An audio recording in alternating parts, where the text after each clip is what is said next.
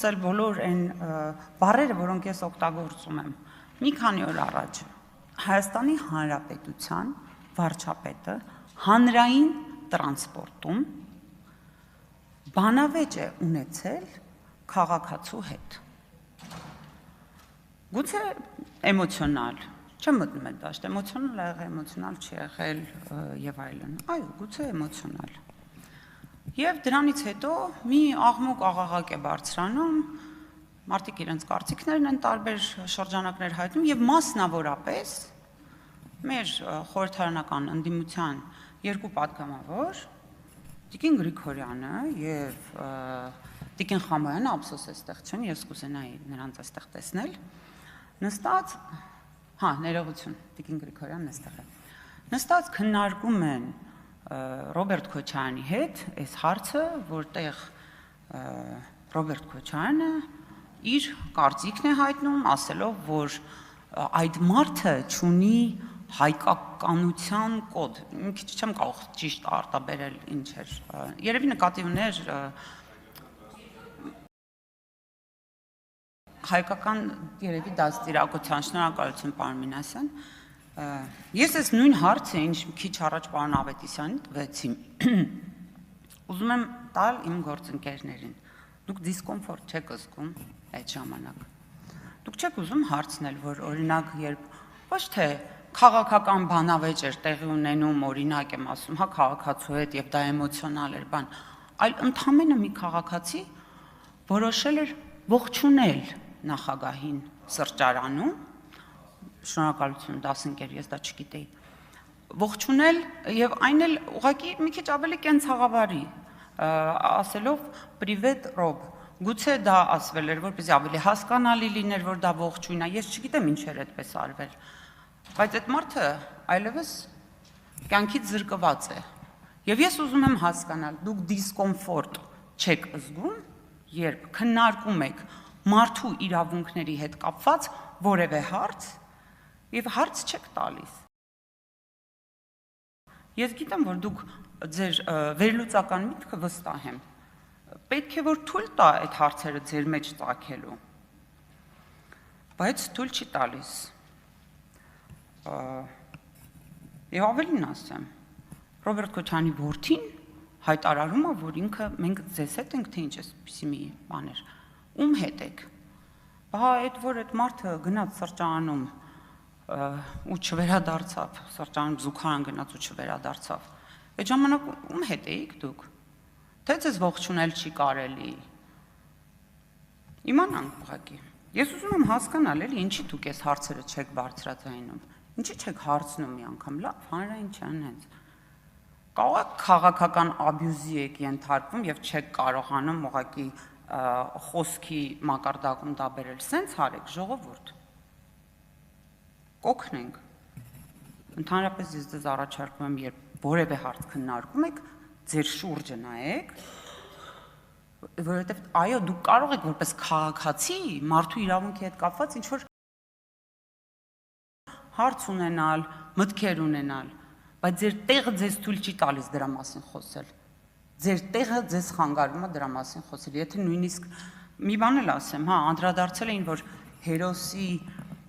բանա, հերոսի զավակ է, ինչպես կարելի է, լավ, ինքը հերոսի զավակ է, ինքը հերոս չի, բայց նույնիսկ եթե այդ տեսանկյունից եք ուզում հարցին նայել, մի հատ էլ բան եք անում, հղում եք անում դրան, Վազգեն Սարգսյանի անունը ոնց կարողացել եք օգտագործել եք, քաղաքական հարմարավետությամբ, ոնց հարմարացրել եք օգտագործել եք, սպառել եք ամբողջությամբ, երբ Վազգեն Սարգսյանի մայրը, Գրետա Մայրիկը ընդեղ նստած էր, այդ ուր էիք, թե հենց պետք է օգտագործել, հերոսանալ դրանով օգտագործում եք, երբ պետք չի մոռանում եք, Ժորժ ջան, ես ինչի եմ ելույթս նվիրել 2008 թվականի ծնվածներին, որովհետև սրանք բաներ են, որոնք մեր երիտասարդները գուցե տեղյակ չեն, գուցե այս պահին իրանք TikTok-ում Շատ կարևոր արձանագրում է, որտև թե վերջինս, թե իր հայրը միշտ փորձել են ուժեղ տղու կերպար կերպարի տակ հանդես գալ, մինչդեռ մի անգամ եւս առիթ ունեցել եմ ասելու, շաբաթը մի քանի անգամ մարզումների գնալը բնավ չի նշանակում լինել ուժեղ տղամարդ կամ սատկած այրուծի վրա նստելը։ Այնպես որ, հարգելի քաղաքացիներ, ուզում եմ սա մեկ անգամ եւս ֆիքսենք։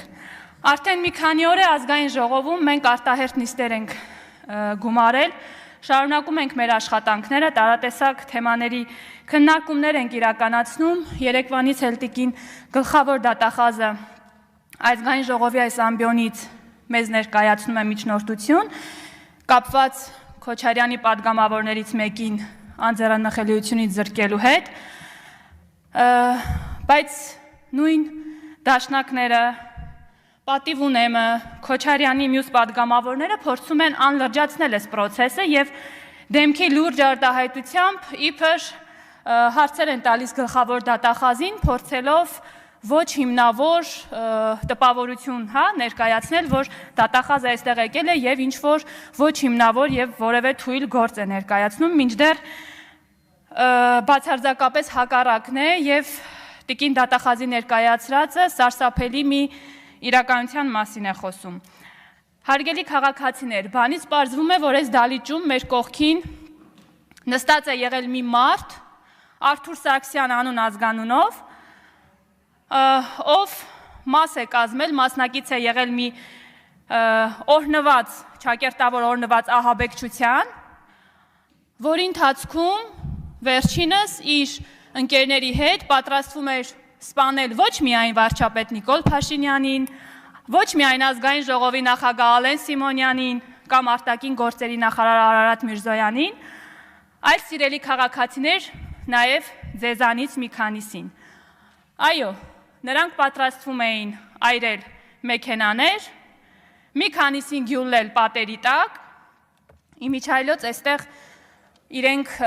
ցույց են տալիս, որ իրականում իրենք ոչ միայն Հայաստանի Հանրապետության քաղաքացուն ուղղակի անվանում են անասուններ կամ էշեր,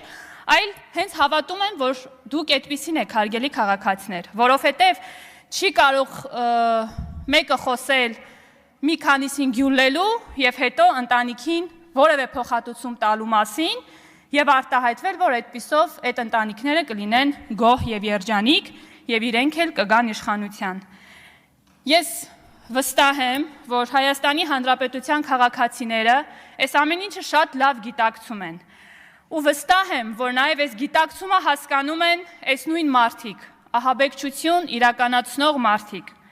որովհետև իրենք հասկանում են, որ Հայաստանի Հանրապետությունում 2018 թվականից ի վեր իշխանության գալ հնարավոր է միայն ու բացառապես արդար ընտրությունների միջոցով։ Իսկ Հայաստանի Հանրապետության քաղաքացին վաղուց իրենց քաղաքական աղբանոցն է նետել եւ իրենք քաջ գիտակցում են, որ միակ տարբերակը, որ կարող են գալ իշխանության, դա ահաբեկչությունն է, որը ի պատիվ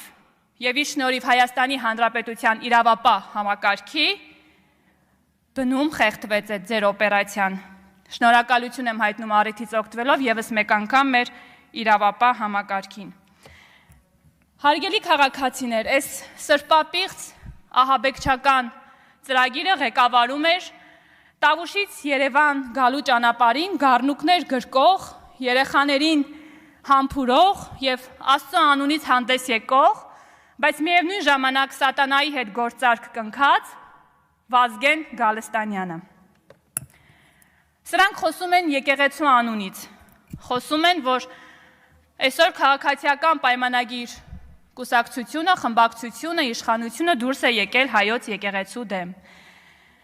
Այսօրվա իշխանությունը, հարգելի քաղաքացիներ,